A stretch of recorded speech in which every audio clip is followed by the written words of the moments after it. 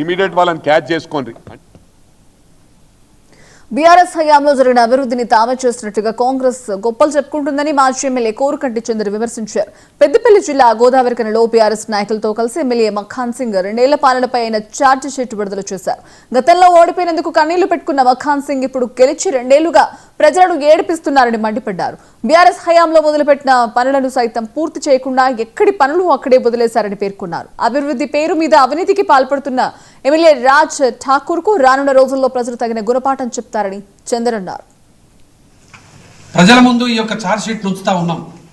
2 ఏళ్లలో ఇచ్చినటువంటి హామీలను నెరవేర్చకపోగా ఇలా ప్రజలను ఇబ్బంది పెడుతూ ఏడిపిస్తూ ఉన్నారు. భవిష్యత్తులో ఏం జరుగుతుంది అనేటువంటి భయాందోళనతోని ప్రజలు ఆందోళనతో ఉన్నటువంటి ఈ యొక్క నేపథ్యంలో ఈ యొక్క ఛార్జ్ షీట్ను విడుదల చేయడం జరుగుతూ ఉన్నది. రామగుండంలో అనేక కట్టడాలు, అనేక కూల్చివేతలు జరిగినాయి. ఒక్కరికి కూడా ఇప్పటికీ నష్టపరిహారం ఇచ్చినటువంటి దాఖలాలు లేదు. వారికి పునరావాసాన్ని కల్పించినటువంటి దాఖలాలు లేదు.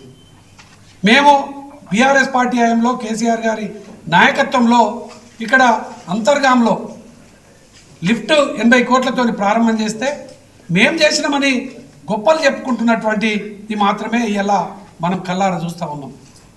కేసీఆర్ గారి పాలనలో పురపాలక శాఖ మంత్రిగా కేటీఆర్ గారు